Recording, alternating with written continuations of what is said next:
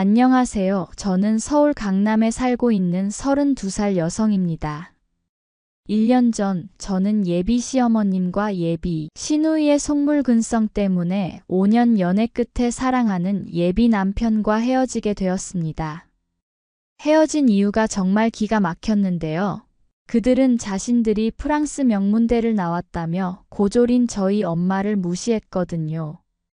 솔직히 주변을 둘러보면 고졸도 많은데 말이죠. 아마도 자신들이 프랑스 명문대를 나왔다는 이유가 컸던 것 같아요. 그런데 그들은 결정적인 한 가지를 몰랐습니다. 바로 저희 엄마의 진짜 정체를요. 사실 저희 엄마는 나름 잘 나가는 회사의 CEO이시자 성공한 여성 창업가이십니다. 하지만 저희 엄마는 늘 겸손하셔서 자신의 성공을 드러내지 않으셨어요. 실력으로 승부해라. 그게 진정한 실력자의 모습이다라고 늘 말씀하셨거든요. 저희 엄마는 젊은 시절 정말 고생을 많이 하셨어요. 어릴 적부터 집안 형편이 어려워 고등학교를 졸업하고 바로 취업을 하셔야 했지만 끝까지 포기하지 않고 밤낮으로 공부하셨다고 해요. 퇴근 후에는 독학으로 영어를 공부하셨고 주말엔 경영학 강의를 들으러 다니셨죠. 나중에는 해외 진출을 위해 프랑스어까지 독학하셨다고 해요. 저도 공부해봐서 알지만 정말 쉬운 일이 아니거든요. 그래서 저는 정말 저희 엄마가 참 대단하다고 생각해요. 엄마는 28배 아버지를 만나 결혼하셨는데 제가 고등학교에 입학할 무렵 아버지가 갑작스러운 교통사고로 돌아가셨어요. 그때 저는 고1, 남동생은 중1이었죠. 세상이 무너지는 것 같았지만 엄마는 우리 남매 앞에서 단 한 번도 눈물을 보이지 않으셨어요. 대신 더 강해지셨죠. 평범한 회사원이었던 엄마는 그때부터 창업을 준비하셨어요.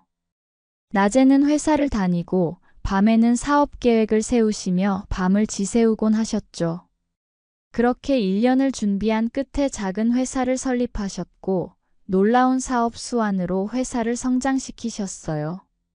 저는 그런 엄마를 본받아 열심히 공부했고 서울대 컴퓨터공학과에 합격했습니다. 대학 시절에는 1년간 프랑스로 교환학생을 다녀오기도 했죠. 그때 배운 프랑스어는 나중에 아주 요긴하게 쓰이게 됩니다. 그렇게 저는 대학을 졸업하자마자 좋은 회사에 취직했고 그곳에서 제 인생의 반쪽을 만났어요. 예비 남편이었죠. 그 사람은 저에겐 정말 좋은 사람이었어요. 다정하고 배려심 깊은 데다 자기 일도 잘하는 사람이었거든요. 특히 마음에 들었던 건 제가 엄마 이야기를 했을 때 보인 반응이었어요. 어머님이 정말 대단하신 분이네요. 학력이 뭐가 중요해요? 그렇게 힘든 상황에서 두 자녀를 훌륭하게 키우시고 자신의 길까지 개척하셨다니 정말 존경스러워요. 그의 이런 마인드에 반해서 결혼을 결심했는데 문제는 그의 가족들이었어요. 특히 그의 어머니와 여동생은 예상치 못한 난관이었죠. 첫 상견례 날이었어요. 강남의 고급 한정식집에서 만났는데 처음에는 모든 게 좋아 보였어요. 예비 시어머님은 화려한 한복을 차려입고 오셔서는 저를 반갑게 맞아주셨고 예쁘다며 칭찬도 해주셨죠. 시누이도 처음에는 친절했어요. 하지만 식사가 시작되고 대화가 오가면서 분위기가 조금씩 이상해지기 시작했어요. 예비 시어머님이 저희 어머니께 집안 내력을 물으셨는데 그때부터였죠. 어머님께서는 어느 대학을 나오셨나요? 저는 고등학교 졸업했어요. 집안 형편이 어려워서. 그 순간 예비 시어머님의 표정이 딱딱하게 굳었어요. 시누이는 놀란 눈으로 자기 어머니를 쳐다보더니 작게 속삭였죠. 엄마 고졸이래. 우리가 소르본 대학이랑 파리 정치대학을 나왔는데 이런 분을 사돈으로 모셔야 한다니.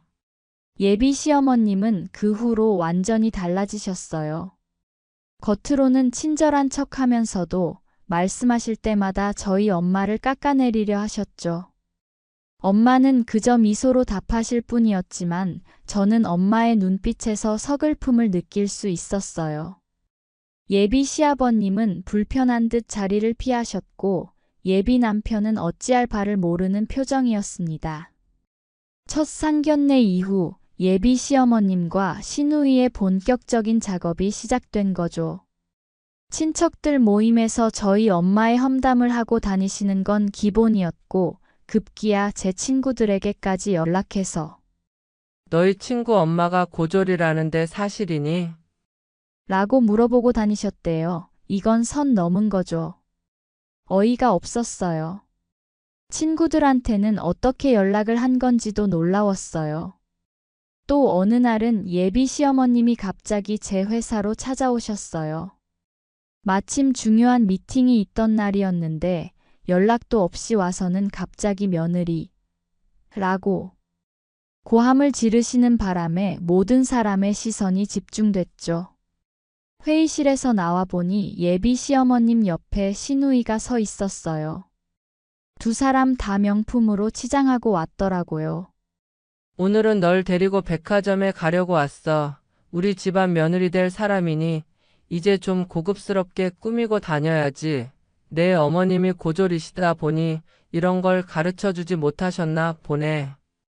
그러면서 건네주신 건 무려 며느리가 지켜야 할 규칙 목록이었어요. 모든 가족 모임에서는 프랑스어로만 대화할 것, 어머니 학력 절대 비밀로 할 것, 시누이 유학비용 일부 지원할 것, 신혼집은 반드시 강남 청담동 5 압구정동에 마련할 것, 혼수는 명품으로 할 것, 등등. 목록은 끝도 없이 이어졌어요. 그리고 마지막에는 이런 말까지 덧붙이셨죠. 아, 그리고 결혼 전에 내 어머님 학원부터 보내드려야겠어. 내가 학원비는 대드릴 테니까. 어머님이 고졸이라는 게 알려지면 우리 가문 체면이 깎이니까. 참을 만큼 참았다고 생각했는데 예비 시어머님은 여기서 그치지 않으셨어요. 어느 날은 제가 없는 자리에서 직접 저희 엄마께 전화를 거셨더군요. 어머님, 이런 말씀 드리기 못하지만 요즘은 고졸이면 할 수 있는 것도 없어요. 제가 아는 좋은 학원이 있어요. 거기서 뭐라도 좀 준비하시면. 그날 밤 처음으로 엄마가 우시는 걸 봤어요. 내가 고졸이라고 무시해도 참을 수 있어 하지만 내 딸까지 창피하게 만드는 건 도저히 못 참겠구나. 처음으로 본 엄마의 우는 모습은 제게 너무나도 가슴 아픈 모습이었어요.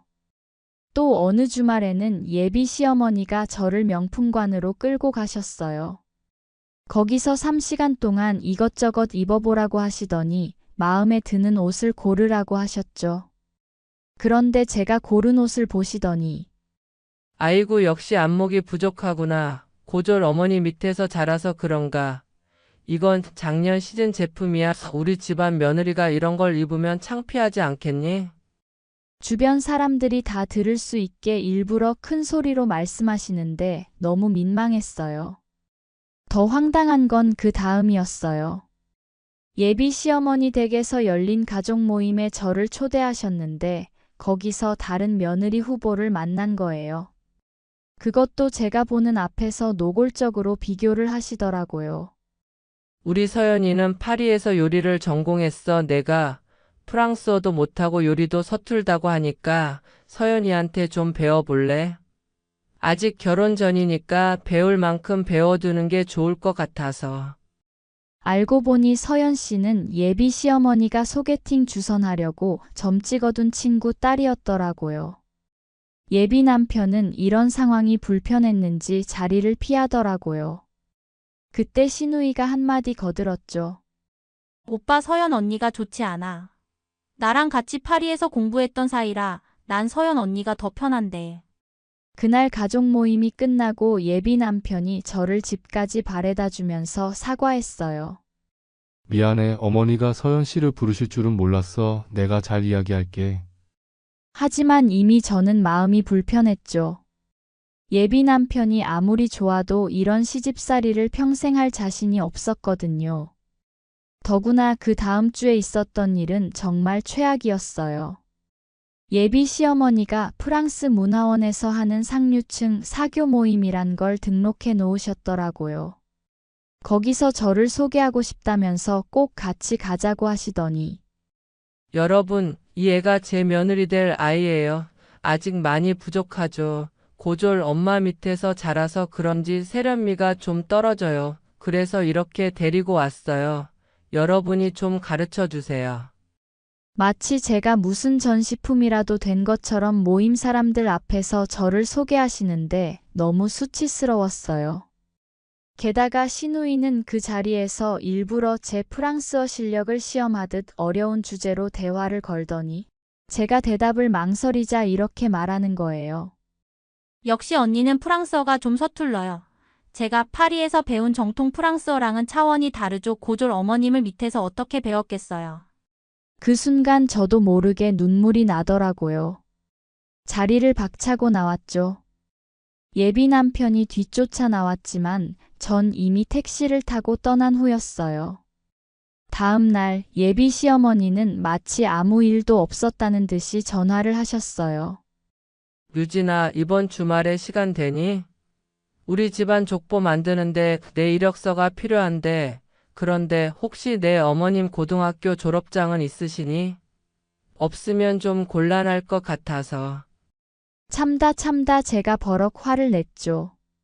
어머님, 제가 그동안 예의를 지키려 노력했지만 이제는 정말 힘들어요. 엄마를 그렇게까지 무시하지 마세요. 그러자 예비 시어머니는 오히려 역정을 내시더라고요. 내가 지금 시어머니한테 이게 무슨 말버릇이니? 역시 고졸 집안에서 자랐다더니 예의 범절도 모르는구나. 내가 널 우리 집안 며느리로 들이려고 얼마나 많은 걸 참았다고 생각하니? 그리고는 시누이에게 전화를 거셨나 봐요. 잠시 후 시누이가 문자를 보내왔거든요. 언니, 우리 엄마한테 그게 무슨 태도예요. 저희 집에서 언니 같은 며느리 받아들이는 것도 은혜인 줄 아세요. 제가 파리에 있는 언니 친구들한테 물어보니까 언니 프랑스 유학 시절에 읽다가 바로 차단했어요. 제 프랑스 유학 시절 친구들한테까지 연락해서 뭔가를 캐고 다녔다니. 정말 소름이 끼치더라고요. 그런데 예비 시어머니와 시누이의 행패는 여기서 끝이 아니었어요. 얼마 후 또 믿기 힘든 일이 벌어졌죠. 예비 시어머니가 저희 엄마 회사 근처에 있는 카페에서 지인들과 모임을 가진다고 하더니 일부러 엄마가 지나다니실 시간에 맞춰서 큰 소리로 이야기를 나누시는 거예요. 에휴, 우리 며느리는 괜찮은데 어머니가 고졸이라니 내가 얼마나 속상한지 몰라요. 그래서 학원이라도 다니라고 했더니 시큰둥하시더라고요. 이러니 서민층하고 결혼하면 안 된다는 거예요. 엄마는 그 소리를 다 들으셨대요. 하지만 차마 아무 말씀도 못하시고 돌아서서 가셨다고 해요. 제가 나중에 그 이야기를 들었을 때는 정말 피가 거꾸로 솟더라고요. 설상가상으로 시누이는 자기 SNS에 이런 글까지 올렸어요. 곧 있을 오빠 결혼식 하객들 앞에서 고졸 어머님 때문에 창피하지 않을까 너무 걱정돼요. 파리에서 제 친구들도 올 건데 어머님 프랑스어도 못하시는데 어떡하죠? 그리고 그 밑에 달린 댓글들이 끔찍했어요. A 결혼식 때는 안 오시게 하면 되잖아. 아니면 조용히 구석에 앉아 계시라고 해. 그 정도 집안이면 예식장 알바라고 착각할 수도 있겠다. 시누이는 이런 악의적인 댓글들에 웃는 이모티콘을 달았더라고요. 예비 남편에게 이 사실을 이야기했더니 그제서야 동생을 심하게 혼냈다고 해요. 하지만 시누이의 대답이 더 충격적이었죠. 오빠가 뭘 모르는 소리 하는 거야. 엄마는 내 편이야. 엄마도 고졸 집안 절대 못 받아들인다고 빨리 파혼하고 서연 언니랑 만나보라고 하셨거든. 그제서야 예비 남편이 모든 걸 털어놓더라고요. 알고 보니 예비 시어머니는 제가 없을 때마다 예비 남편에게 서연이라는 친구 딸을 보라며 은근히 밀어붙이고 계셨대요. 심지어 제가 모르게 두 사람의 만남을 주선하기도 하셨다고. 미안해, 난 당연히 거절했어. 하지만 엄마가 이렇게까지 할 줄은 몰랐어. 이쯤 되니 그런 생각이 들더라고요. 사실 이 결혼의 주인공은 내가 아니라 그 서연이라는 사람이 아닐까? 그래서 우리 엄마와 날 이렇게까지 무시하고 수치스럽게 하는 게 아닌가 했어요. 그러다 결정적인 사건이 벌어졌어요. 예비 시어머니가 지인들과 함께 저희 회사 로비까지 찾아오신 거예요. 그것도 저희 회사의 중요한 해외 바이어들이 방문한 날이었죠. 그날은 프랑스 기업 임원들이 저희 회사를 방문하는 중요한 날이었어요. 로비에서 응대를 하고 있는데 갑자기 예비 시어머니가 지인들과 함께 들이닥치신 거예요. 유진아. 거기 있었구나. 얘는 우리 며느리 될 사람이에요. 아직 많이 부족하죠. 제가 프랑스 문화를 가르치려고 해도 잘 못 따라오더라고요. 그런데 그때 프랑스에서 온 바이어 중 한 분이 저를 알아보시더니 프랑스어로 반갑게 인사를 건네셨어요. 어머, 유진 씨.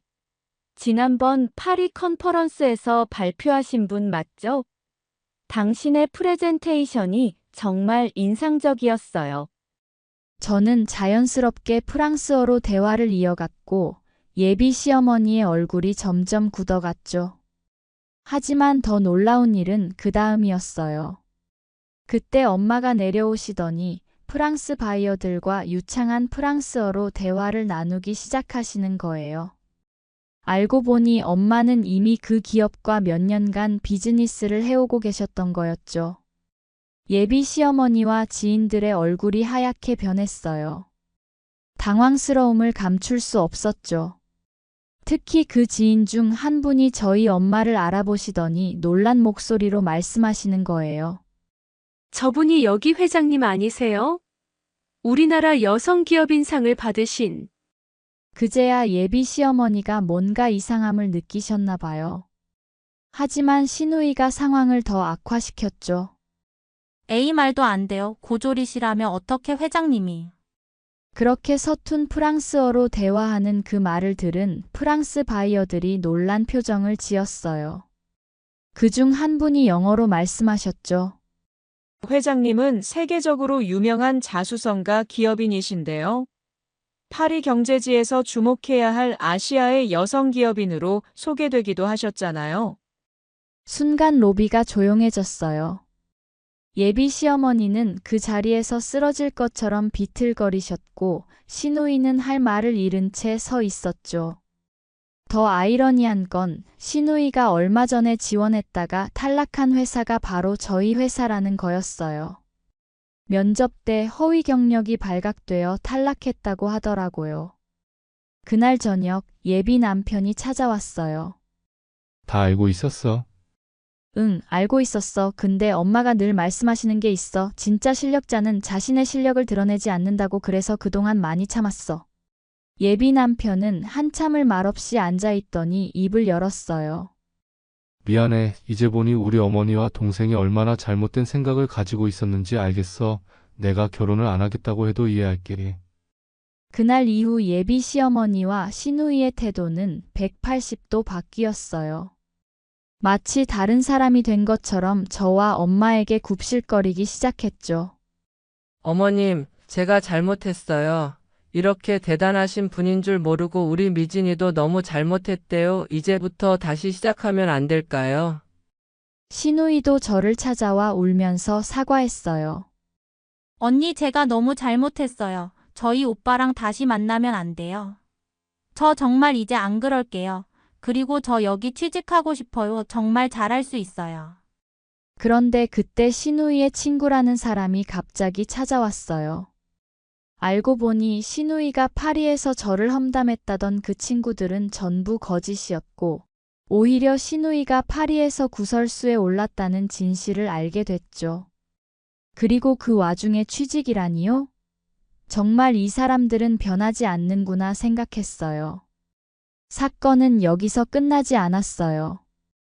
예비 시어머니가 프랑스 문화원 모임에서 저희 엄마를 비하했던 일이 소문이 나면서 주변 사람들이 하나둘씩 등을 돌리기 시작했대요.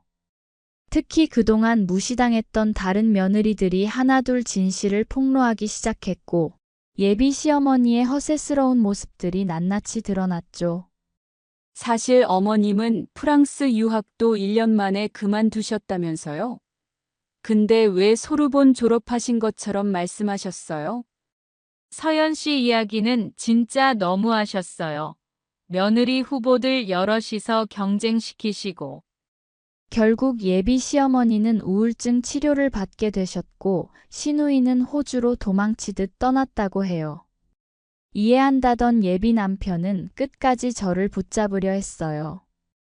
나는 달라. 제발 우리 다시 시작하면 안 될까? 하지만 전 이미 마음을 정했어요. 사람의 본질은 쉽게 바뀌지 않으니까요. 그리고 무엇보다 진정한 가치를 알아보지 못하는 가족과는 평생을 함께할 자신이 없었어요.